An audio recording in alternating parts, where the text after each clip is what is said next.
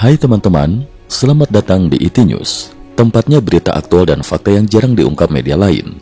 Yuk dukung kami dengan cara subscribe, like, komen, dan share, supaya lebih banyak orang tahu apa yang sebenarnya terjadi.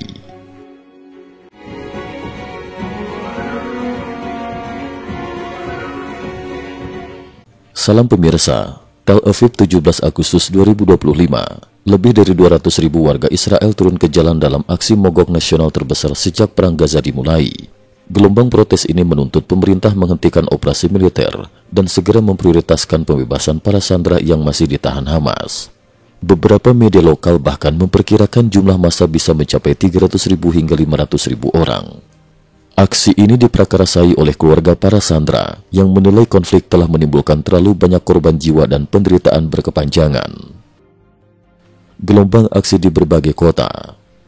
Demonstrasi tidak hanya terpusat di Tel Aviv, tetapi juga menyebar ke berbagai kota besar Israel. Massa memblokir jalan utama, membakar ban, dan terlibat bentrok dengan aparat keamanan. Polisi melaporkan sedikitnya 30 orang ditangkap akibat kericuhan dalam aksi tersebut.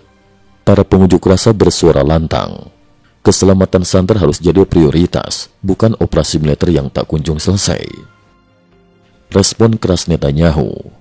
Perdana Menteri Israel Benyamin Netanyahu menanggapi protes dengan nada keras. Ia menilai demonstrasi justru memperlemah posisi Israel dan memperkuat posisi Hamas. Seruan gencatan senjata hanya akan memperlambat pembebasan sandera dan berpotensi mengulangi tragedi 7 Oktober. Ujarnya dalam konferensi pers. Menurut Netanyahu, satu-satunya jalan untuk menekan Hamas agar mau bernegosiasi adalah melalui tekanan militer yang berkelanjutan. Ia menegaskan bahwa gencatan senjata tidak menjamin kebebasan para sandera, melainkan memberi Hamas kesempatan memperkuat diri. Rencana relokasi 1 juta warga Gaza. Di saat bersamaan, Kementerian Pertahanan Israel mengumumkan rencana besar untuk merelokasi sekitar 1 juta warga Gaza dari wilayah utara dan tengah menuju bagian selatan. Pemerintah menyebut langkah ini bertujuan melindungi warga sipil dari pertempuran, sekaligus mempermudah operasi militer menghancurkan basis Hamas di utara. Israel berjanji menyediakan tenda, kebutuhan pokok, dan jalur evakuasi yang aman. Namun, Hamas menolak keras rencana tersebut, menuding Israel menjadikan warga sipil sebagai pion perang. Media Arab melaporkan bahwa Hamas bahkan mempertimbangkan memindahkan sandera ke Gaza City, sehingga keselamatan mereka semakin terikat pada operasi militer Israel. Dukungan publik dan tekanan internasional.